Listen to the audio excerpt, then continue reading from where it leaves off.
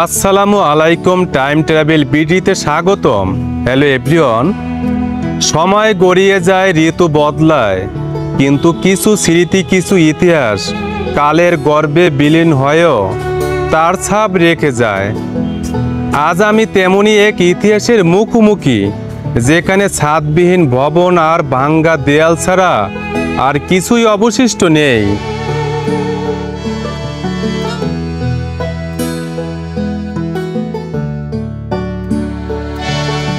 এই জরাজীর্ণ জমিদার বাড়িটি যেন কালের সাক্ষী, এক গৌরবময় অতীতের ধ্বংসাবশেষ। প্রতাপশালী এই জমিদার বাড়ি চট্টগ্রাম জেলার কর্ণফুলী উপজেলায় অবস্থিত, যা বড়উঠান মিয়াবাড়ি নামে বেশ পরিচিত।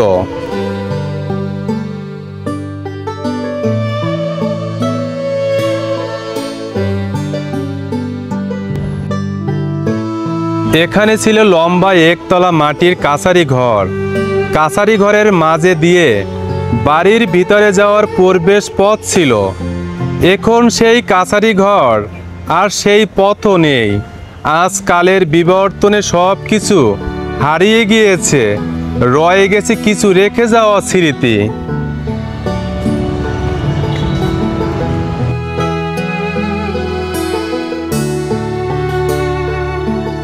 এক সময় এই ফটক দিয়ে প্রবেশ করত ঘোড়ার গাড়ি। সেই গাড়িতে বসা থাকতেন জমিদার সাহেব। এখানে ছিল উৎসবের কোলাহল, রাজ পরিবারের পদচারণায় মুখরিত থাকত। আজ সেই কোলাহল নীরব, শুধু বাতাসের দীর্ঘ শ্বাস আর পাখির কিচিরমিচির শব্দ শোনা যায়।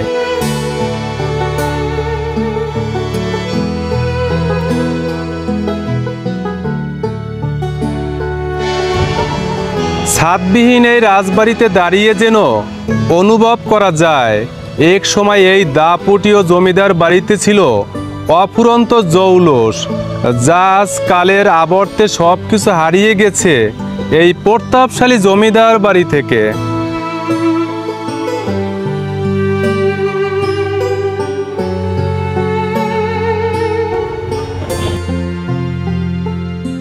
রাজবাড়ির মূল প্রাঙ্গণ।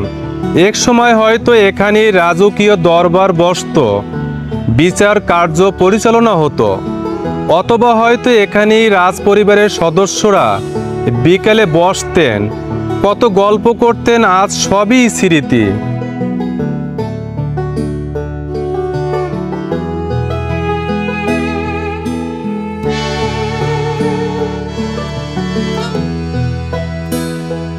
সতেরোশো শতকের দিকে রাজা শ্যামরায় এই জমিদার বাড়িটি প্রতিষ্ঠা করেন।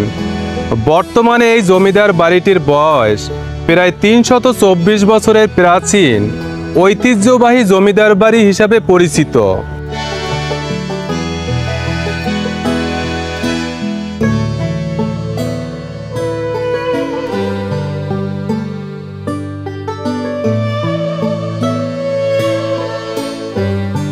আপনারা হয়তো অনেকেই জানেন, যখন বাংলার নবাব শায়েস্তা খান চট্টগ্রাম জয় করেন, তখন তার প্রধান সেনাপতি ছিলেন তার জ্যৈষ্ঠ পুত্র বুজুর্গ উমেদ খান। আর এই উমেদ খানের অন্যতম সহযোগী ছিলেন রাজা শ্যামরায়, যিনি এই জমিদার বাড়ির প্রতিষ্ঠাতা ছিলেন।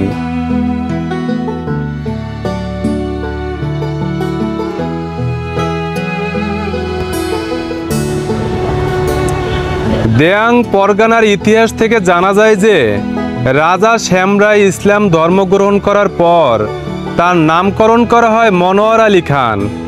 ইসলাম গ্রহণের পর তিনি একজন মুসলিম নারীকে বিয়ে করে নতুন জীবন শুরু করার ইচ্ছা প্রকাশ করেন। সেই খবর পৌঁছে গিয়েছিল নবাব শায়েস্তা খানের কাছে।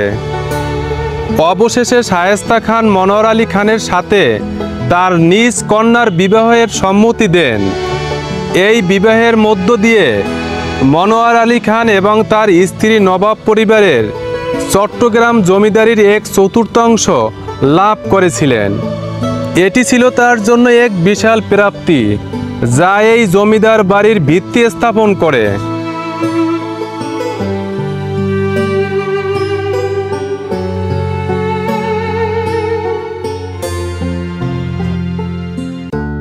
এই যে কক্ষগুলি দেখছেন, হয়তো একসময় এই কক্ষগুলো ছিল রাজ পরিবারের শয়নকক্ষ ও রান্নাঘর বা অস্ত্রাগার।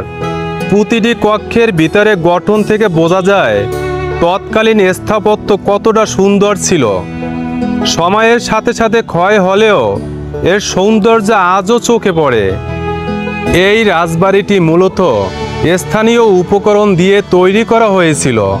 চুন, সুরকি আর ইটের গাঁথুনি কতটা মজবুত হলে শত শত বছর পরেও এভাবে দাঁড়িয়ে আছে। আমি এই রাজপ্রাসাদ দেখে অভিভূত হয়ে যাই।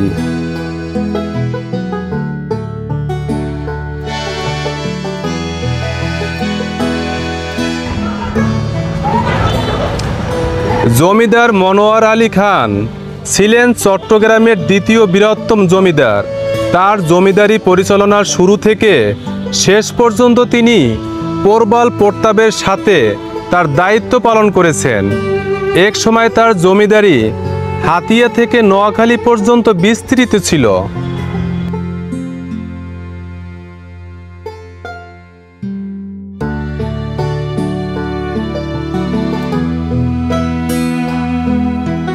চট্টগ্রামের অধিকাংশ ছোট জমিদার এই পরিবারের সাব জমিদার ছিলেন। তারা বছরের বিশেষ দিনে এই ছোট জমিদারগণ মনোয়ার আলী খানের কাছে খাজনা নিয়ে আসতেন। আর সে সময় ভারতবর্ষের শ্রেষ্ঠ শিল্পী ও ব্যান্ড দলগুলো এই বাড়িতে নিয়ে আসা হতো এবং জমিদারদের মনোরঞ্জন করত। এছাড়াও সারা বছর ধরে এখানে বিভিন্ন সাংস্কৃতিক অনুষ্ঠানের আয়োজন করা হতো। সেই সময়ের জমিদারি প্রথার এক উজ্জ্বল উদাহরণ ছিল এই জমিদার বাড়ি।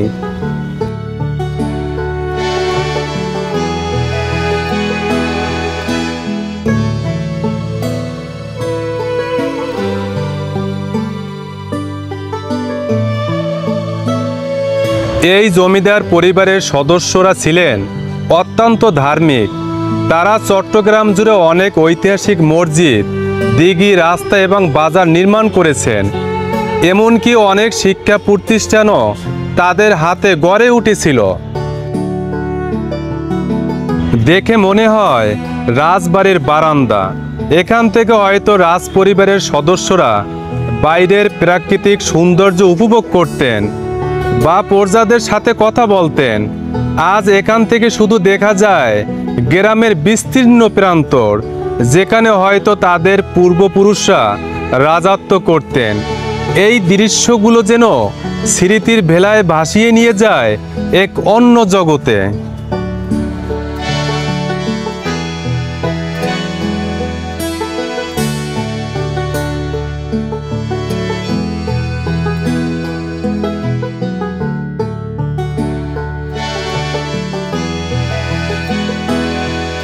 এই জমিদার বাড়ির সবচেয়ে দুঃখজনক দিক হলো এর ছাদবিহীন অবস্থা। হয়তো প্রাকৃতিক দুর্যোগ অথবা সময়ের নিষ্ঠুরতা এর ছাদকে গ্রাস করেছে। এখন বর্ষার জল সরাসরি প্রবেশ করে এর কাঠামোকে দুর্বল করেছে। লতাপাতা, শ্যাওলা আর গাছপালা ধীরে ধীরে দেওয়ালকে আঁকড়ে ধরেছে। তবে এই জমিদার ভবন ভালোভাবে সংস্কার করা না হলে অচিরেই ধসে পড়ে যাবে। তার সাথে সাথে হারিয়ে যাবে এক ঐতিহাসিক স্থাপনা। প্রতিদিন দূর দূরান্ত থেকে অসংখ্য পর্যটক পরিদর্শন করতে আসেন আর তারা দেখে মুগ্ধ হন।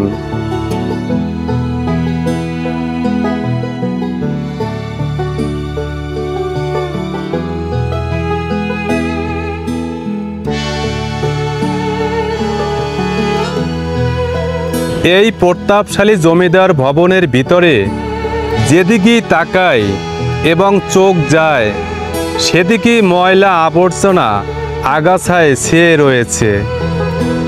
কত সুন্দর নান্দনিক রাজপ্রাসাদ! সংস্কারের অভাবে এই রাজপ্রাসাদ জরাজীর্ণ অবস্থায় এখনো রয়েছে। দেয়ালের পলেস্তারা ক্ষয়ে পড়ে গেছে, কালো হয়ে গেছে, শ্যাওলা ধরেছে। রয়ে গেছে জমিদারের বহু স্মৃতি।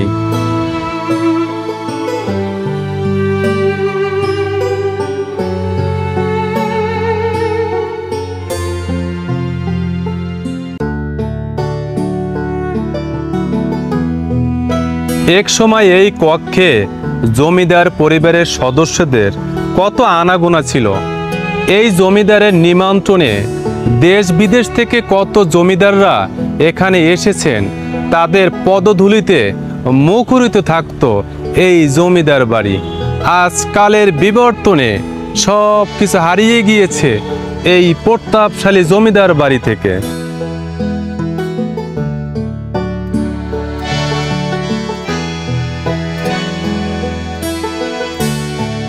এটি একটি ছোট্ট কক্ষ। এই কক্ষের ভিতরে ময়লা আবর্জনায় ভরে রয়েছে, তবে দেখার মতো কেউই নেই। যেদিকে তাকাই সেদিকেই দেখে মনে হয় একটি কষ্টের ছাপ পড়ে রয়েছে।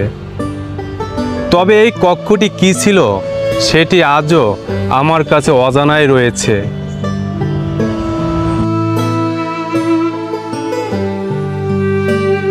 এই জমিদারের জমিদারি আমলে তিনি দাপটের সঙ্গে জমিদারি পালন করেছেন। তার রাজ্যের বিভিন্ন জায়গা থেকে খাজনা নিয়ে আসতেন তার প্রজারা, আর সেই খাজনার হিসাব রাখতেন তহসিলদারগণ। আর বছর জুড়েই চাকর বাকর থাকতেন। আজকালের বিবর্তনে এই প্রতাপশালী জমিদার বাড়ি থেকে সব কিছু হারিয়ে গিয়েছে।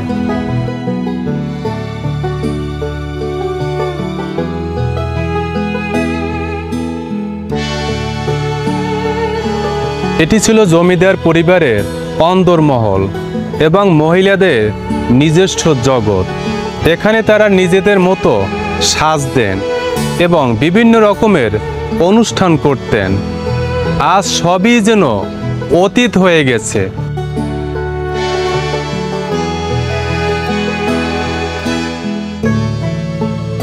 এটি হচ্ছে জমিদার ভবনের দ্বিতীয় তলায় ওঠার সিঁড়ি।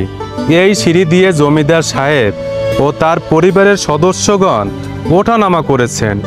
এই সিঁড়িতে কত বরেণ্য ব্যক্তির পদধূলি পড়েছে। সিঁড়ির উপর দিয়ে তাকালে ছাদবিহীন ভবন স্পষ্ট লক্ষ্য করা যায়।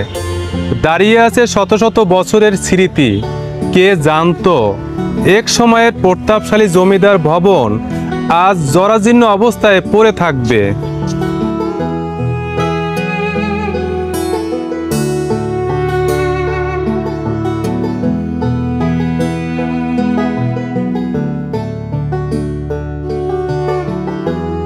বাড়ির পিছনে নির্মিত এই সাদা রঙের নান্দনিক একতলা ভবন, যা দেখতে খুবই আকর্ষণীয়। তবে জমিদার বংশধর বাড়িতে যখন আসেন তারা এই ভবনে থাকেন।